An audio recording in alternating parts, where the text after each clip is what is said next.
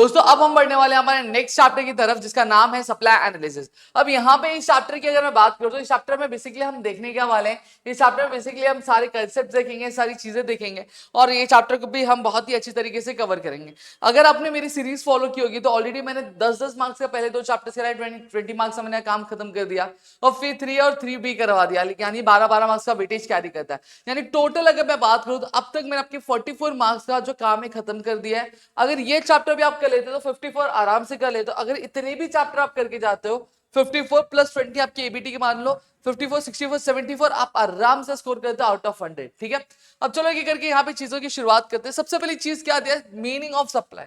Supply का मतलब क्या होता है, देखो हम सभी से जानते हैं कि जो गुड्स होते हैं वो प्रोड्यूस होते हैं, ठीक है, गुड्स एंड सर्विसेज प्रोड्यूस होते हैं। अब उन जितने भी गुड्स प्रोड्यूस हुए उन पर्टिकुलर गुड्स में से जितने भी गुड्स बेचने के लिए क्या किया जा रहा है, अवेलेबल करवाया जाता है, उसको हम लोग क्या बोलते हैं, सप्लाई बोलते हैं।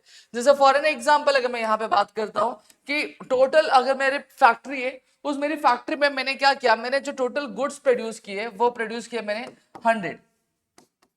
क्या क्या मैंने 100 किया। अब 100 में से मैं 100 के 100 जो गुड्स है, 100 के 100 यूनिट्स है मैं अवेलेबल नहीं कर रहा हूं बेचने के लिए, मैं उसमें से सिर्फ कितना यूनिट्स अवेलेबल करवा रहा हूं, 50 यूनिट्स में क्या अवेलेबल करवा रहा हूं। तो अब आप मुझे बताओ कि सप्लाई के लिए कितने यूनिट्स अवेलेबल है, तो आप बोलोगे सर सिर्फ 50 यूनिट्स अवेलेबल है सप्लाई के लिए। अगर 75 में अवेलेबल करवा दे रहा हूं तो कितने यूनिट्स अवेलेबल सप्लाई बेचने के लिए, तो आप बोलोगे सर 75 यूनिट्स है, तो सप्लाई कितने का है, 75 का है। क्लियर हो गया। जो सप्लाई मतलब क्या होता है, जितने भी कमोडिटीज, जितने भी गुड्स क्या किए जाते हैं, अवेलेबल करवाए जाते हैं क्या बेचने के लिए, उसको हम लोग क्या बोलते हैं, सप्लाई क्या बोलते हैं। देखो यही बोला है, the word supply implies that various quantities of commodity offer for a sale by a producer during a given period of time is known as supply.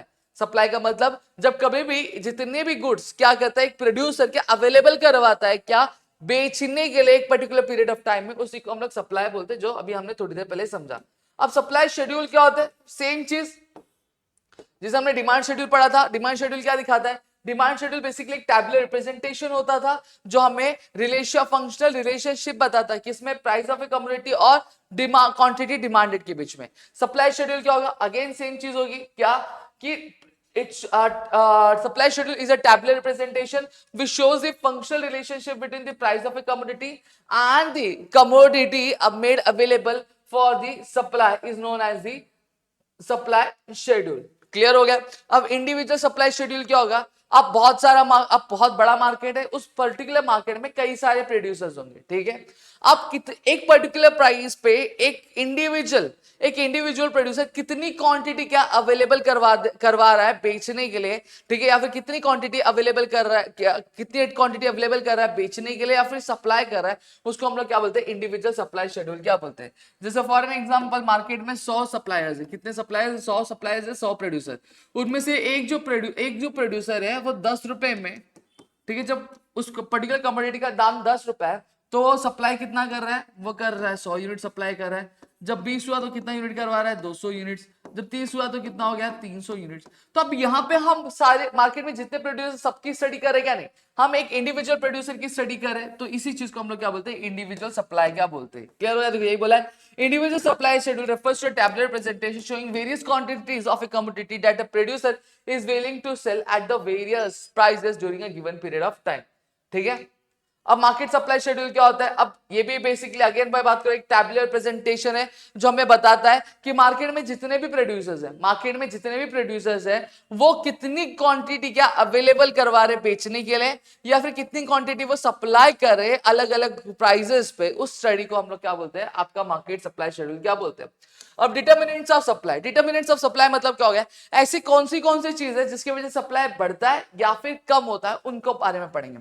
सबसे पहली चीज है price of a commodity. But obviously बात है, अब आप सोचो आप कंज्यूमर नहीं, आप प्रोड्यूसर, आप बताओ आप कौन सी कमोडिटी बेचोगे, एक ऐसी कमोडिटी जिसका प्राइस ज्यादा और प्रॉफिट ज्यादा वो ज्यादा बेचोगे, या फिर ऐसी कमोडिटी जिसमें प्राइस भी कम है और इसका प्रॉफिट भी कम है वो बेचोगे। बट ऑब्वियसली बात है, देखो जब कभी भी प्राइस ज्यादा रहेगा तो सप्लाई भी क्या होगा, ज्यादा होगा, जब प्राइस कम होगा तो सप्लाई भी क्या होगा, कम होगा। क्लियर हो गया। सेम चीज है, जब प्राइस ज्यादा होगा तो प्रोड्यूसर सप्लाई भी वही पर्टिकुलर ज्यादा करेगा, जब प्राइस कम होगा तो प्रोड्यूसर भी सप्लाई वो कमोडिटी क्या कम ही करने वाला है। फिर क्या आता है स्टेट ऑफ टेक्नोलॉजी। हम देखते हैं कि टाइम बदलता जा रहा है, टेक्नोलॉजी इंप्रूव होती जा रही है। अब जब हम अच्छी टेक्नोलॉजी यूज करते हैं, अपडेटेड टेक्नोलॉजी यूज करते हैं, तो उसकी वजह से होता क्या है, जो हमारा कॉस्ट ऑफ प्रोडक्शन मतलब क्या होगा, जब कभी भी किसी भी पर्टिकुलर गुड्स को बनाने के लिए जो खर्चा लगता है उसको हम लोग कॉस्ट ऑफ प्रोडक्शन बोलते हैं, ठीक है। तो जितनी अच्छी टेक्नोलॉजी यूज करोगे, जितनी अपडेटेड टेक्नोलॉजी यूज करोगे, उतना खर्चा आपका कम लगेगा।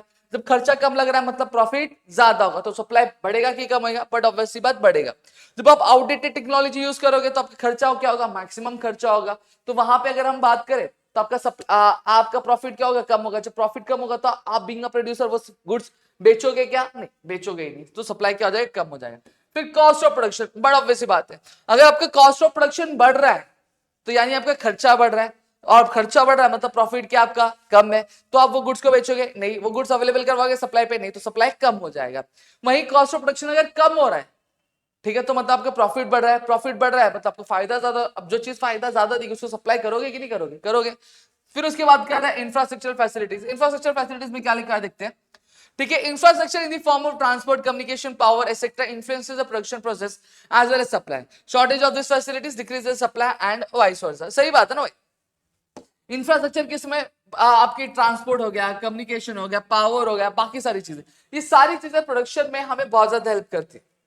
अब जैसे फॉर एग्जांपल अगर ट्रांसपोर्ट, अगर रॉ मटेरियल, अगर ट्रांसपोर्ट नहीं रहेगा, ठीक है, तो रॉ मटेरियल कैसे मिलेगा, ठीक है, फिनिश गुड्स कैसे मार्केट तक पहुंचेगा। अगर ये दोनों ही चीजें नहीं रहेंगी, कम्युनिकेशन नहीं होगा, तो कस्टमर से उनकी रिक्वायरमेंट के बारे में हमें पता चल पाएगा क्या, नहीं, कस्टमर से उनकी रिक्वायरमेंट के बारे में भी हमें पता नहीं चल पाएगा। तो इससे क्या होगा, इससे हमारा अच्छा खासा क्या नुकसान होएगा कि नहीं होएगा, होएगा। तो वहां पे सप्लाई क्या हो जाएगा, कम हो जाएगा। अगर वही ये ट्रांसपोर्ट फैसिलिटीज अच्छी खासी, कम्युनिकेशन फैसिलिटीज अच्छी खासी, पावर अच्छा खासा है, ठीक है, सफिशिएंट है, तो वहां पे जो प्रोड्यूसर होगा वो ज्यादा गुड्स अच्छे से प्रोड्यूस कर पाएगा। जब गुड्स ज्यादा अच्छे से प्रोड्यूस कर पाएगा तो सप्लाई भी क्या होगा, बढ़ेगा। दोस्तों क्लियर हो गया, इतनी चीजें सबको क्लियर है।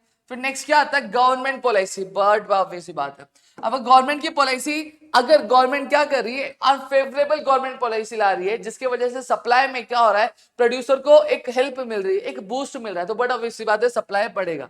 अब गवर्नमेंट ने ऐसी पॉलिसी ला दी जिसकी वजह से क्या हो गया, जिसकी वजह से कहीं ना कहीं प्राइस जो थे गुड्स के बढ़ गए। अब प्राइस ऑफ गुड्स के बढ़ गए तो सप्लायर के खर्चे बढ़ गए, तो सप्लायर के खर्चे बढ़ गए तो पर्टिकुलर वो जो गुड्स का सप्लाई बढ़ेगा कि कम हो जाएगा, बट ऑब्वियसली बात है कम हो जाएगा। क्लियर हो गया। फिर यहां पे आते हैं नेचुरल कंडीशन। अभी जैसे एग्रीकल्चर गुड्स की अगर बात करूं तो एग्रीकल्चर गुड्स टोटली डिपेंड किस पे होते हैं, आपके नेचुरल कंडीशंस पे, ठीक है। अब पता चलता है बिन मौसम बरसात हो गई तो जितने भी एग्रीकल्चर फील्ड में जितनी भी खेती हुई रहेगी वो क्या हो जाएगी, वो खराब हो जाएगी। अब खराब हो जाएगी तो उसका सप्लाई क्या हो जाएगा, कम हो जाएगा। और वही मौसम अच्छा है, सुहाना है, ठीक है, जैसा मौसम चाहिए एक पर्टिकुलर क्रॉप को उगाने के, वैसा मौसम मिल रहा है, तो बट वैसे क्रॉप्स की जो उत्पादन होगी, यानी जो ग्रोथ होगा वो ज्यादा होगा। जब ग्रोथ ज्यादा होगा तो यहाँ पे सप्लाई भी क्या ज्यादा होगा। Expectation of future prices. अब प्रोड्यूसर है, अब प्रोड्यूसर को लगता है कि भैया आगे चलकर जो गुड्स के दाम होंगे वो बढ़ जाएंगे, तो प्रोड्यूसर क्या करेगा, प्रोड्यूसर गुड्स को सप्लाई करने देगा क्या, नहीं, सप्लाई नहीं करेगा, सप्लाई को होल्ड कर देगा। क्यों, क्योंकि जैसे दाम बढ़ेंगे तो उसको अभी जितना फायदा मिल रहा है उससे कई ज्यादा फायदा उसको फ्यूचर में मिलेगा, ठीक है। अब प्रोड्यूसर को लग रहा है कि भैया अब की प्राइस जो है अभी कम हो जाए, आगे चल के कम हो जाएगा, तो वो क्या सोचेगा, अब ज्यादा से ज्यादा क्वांटिटी में निकाल दो कि जो आगे जो मुझे नुकसान होने वाला नुकसान मुझे ना हो। क्लियर हो गया। अब अदर फैक्टर्स, ऐसे बहुत सारे फैक्टर्स जो इन्फ्लुएंस करते हैं आपके सप्लाई को, नेचर ऑफ द मार्केट, जो रिलेटिव प्राइस है बाकी सारी गुड्स के, एक्सपोर्ट और इंपोर्ट, इंडस्ट्रियल रिलेशंस, ये सारी चीजें भी क्या इफेक्ट करती है। फिर अब आता है लॉ ऑफ सप्लाई। अब लॉ ऑफ सप्लाई दिया किसने था, अगेन ये चीजें हमें पढ़नी है।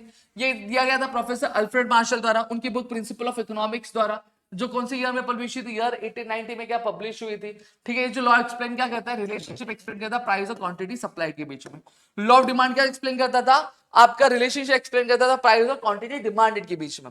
अब क्या बोला, according to professor Alfred Marshall, other things being constant, other things being constant मतलब ये जितने भी डिटर्मिनेंट्स पढ़े हमने, इन डिटर्मिनेंट्स में जितनी भी चीज है से उसमें उन सभी में कोई भी किसी भी तरह का चेंज नहीं हो रहा है, किसी भी तरह का चेंज नहीं, और सारी की सारी चीजें क्या सेम है। तो वो क्या बोल रहे हैं, सिर्फ क्या चेंज हो रहा है, प्राइस कम ज्यादा हो रहा है। अब बड़ा ऑब्वियसली बात है, देखो प्राइस अगर ज्यादा है कमोडिटी का तो क्वांटिटी आप ज्यादा सप्लाई करोगे। आप प्रोड्यूसर है वो सोचो, ठीक है, आप प्रोड्यूसर है तो आप कौन सी कमोडिटी क्या ज्यादा बेचोगे, जिसकी प्राइस ज्यादा और प्रॉफिट ज्यादा वो बेचोगे। तो वही चीज लिखा है, higher the price of a commodity more is the quantity supplied. अब वही प्रोडक्ट के अगर प्राइस कम हो जा रही है तो आपको प्रॉफिट भी क्या हो जाएगा, कम हो जाएगा, तो आप उसको बेचोगे क्या, नहीं। तो वही बोला है, lower the price of a commodity less is the quantity supplied. अब अगेन मैं याद दूंगा, हायर मोर लोअर लेस, ठीक है, हायर लोअर मोर लेस, तो इसको ऐसे लिख लो, हायर फिर क्या है आपका low, higher sorry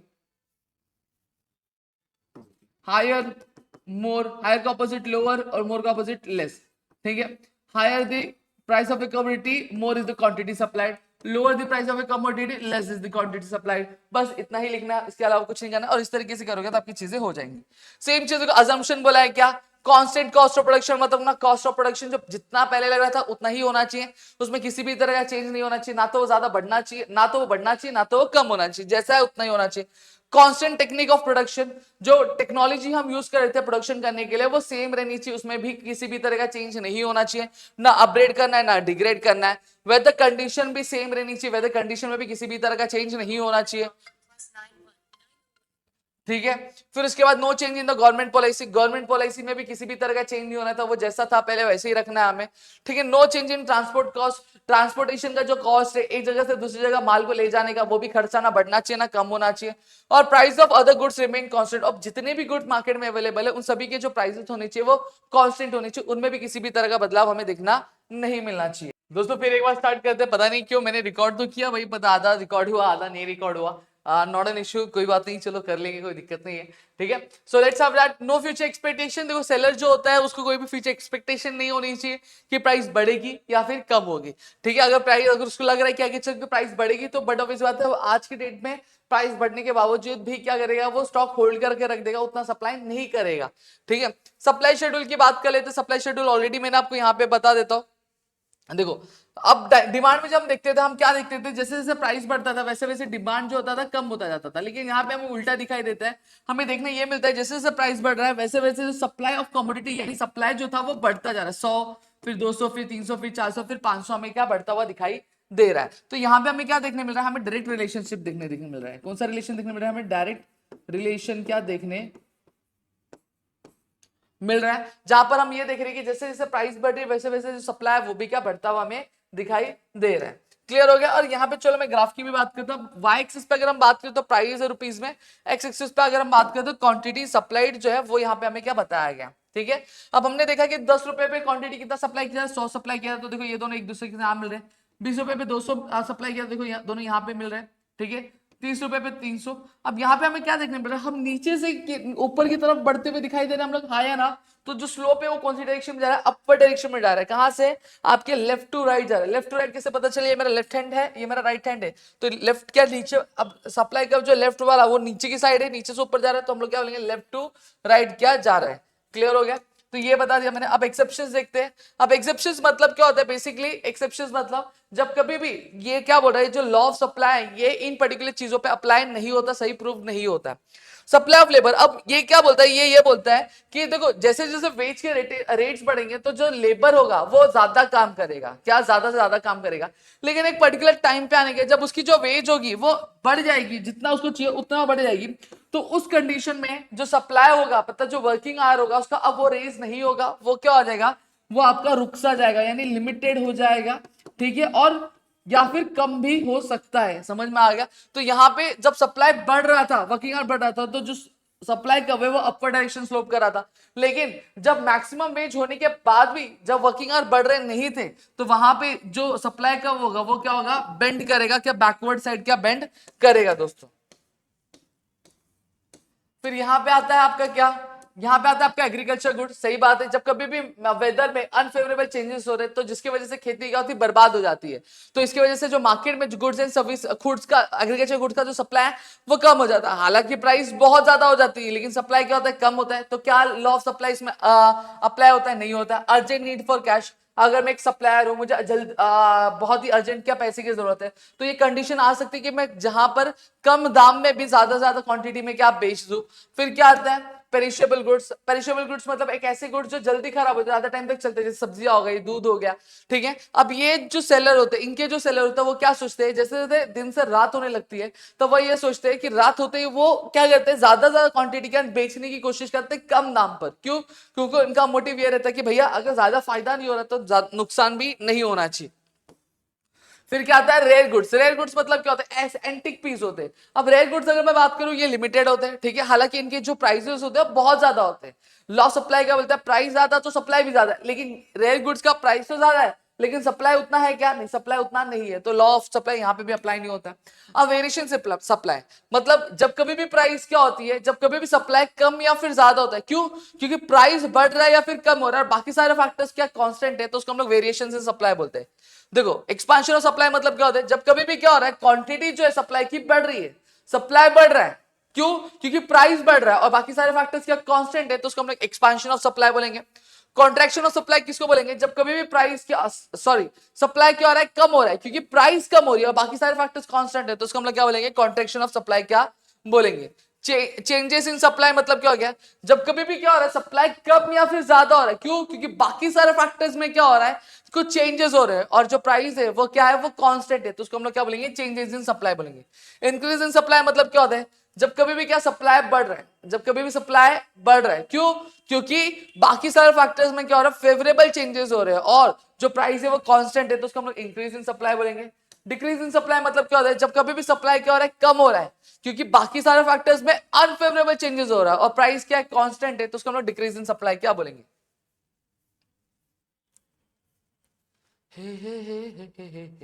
cost concept पढ़ेंगे। टोटल कॉस्ट क्या होता है, देखो जब कभी भी हम गुड्स एंड सर्विस प्रोड्यूस करें, तो गुड्स एंड सर्विस प्रोड्यूस करने पे हमें जितने भी पैसे खर्च हुए उस टोटल को हम लोग क्या बोलते हैं, टोटल कॉस्ट बोलते हैं। एवरेज कॉस्ट क्या होता है, एवरेज कॉस्ट मतलब फॉर एग्जाम्पल हमने 100 यूनिट्स प्रोड्यूस की, तो 100 यूनिट्स को बनाने में हमें 1000 रुपए खर्चा हुआ। कितना रुपए खर्चा हुआ, 1000 रुपए खर्चा हुआ, ठीक है। तो अब जब हम ये चेक करते हैं कि भैया एक यूनिट को बनाने में कितना खर्चा हुआ, तो उसको हम लोग, जो एक यूनिट को बनाने में इसमें खर्चा होगा 10 रुपए खर्चा होगा, तो 10 रुपए हमारा क्या हुआ, एवरेज कॉस्ट हुआ। मतलब जितने भी गुड्स बने हैं उन गुड्स बनाने के बाद एक यूनिट पे कितना खर्चा हुआ, वो जो खर्चा होता है उसको हम लोग एवरेज कॉस्ट बोलेंगे। मार्जिनल कॉस्ट क्या होता है, जब कभी भी हमने क्या किया, 100 यूनिट्स बनाई तो 1000 रुपए खर्च हुआ, ठीक है। अब मैंने क्या किया, मैंने एक और यूनिट एक्स्ट्रा क्या की, प्रोड्यूस की, तो ये जो एक यूनिट एक्स्ट्रा मैंने प्रोड्यूस की, तो एक यूनिट को एक्स्ट्रा प्रोड्यूस करने में जो मेरा खर्चा हुआ रहता है उसको हम लोग मार्जिनल कॉस्ट बोलते हैं, ठीक है। फिर रेवेन्यू कॉन्सेप्ट आता है, टोटल रेवेन्यू, जितने भी गुड्स बनाए थे उन सभी गुड्स को बेचने के बाद जो हमें इनकम आती है तो उसको हम लोग रेवेन्यू, टोटल रेवेन्यू बोलेंगे।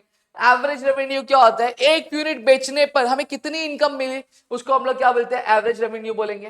फिर उसके बाद मार्जिनल रेवेन्यू क्या होता है, 100 यूनिट्स बनाई थी, 100 यूनिट्स बेची, ठीक है, 100 यूनिट्स बेचने के बाद जब मैंने एक और एक्स्ट्रा यूनिट बेची, तो उस एक्स्ट्रा यूनिट का हमें कितना पैसा मिला उसको हम लोग क्या बोलते हैं, कितना रेवेन्यू मिला उसको हम लोग क्या बोलते हैं, मार्जिनल रेवेन्यू क्या बोलते हैं। तो यहाँ पे मैंने आपको सारी की सारी चीजें समझा दिया, आई होप यहाँ पे चीज आपको क्लियर हो गई होंगे।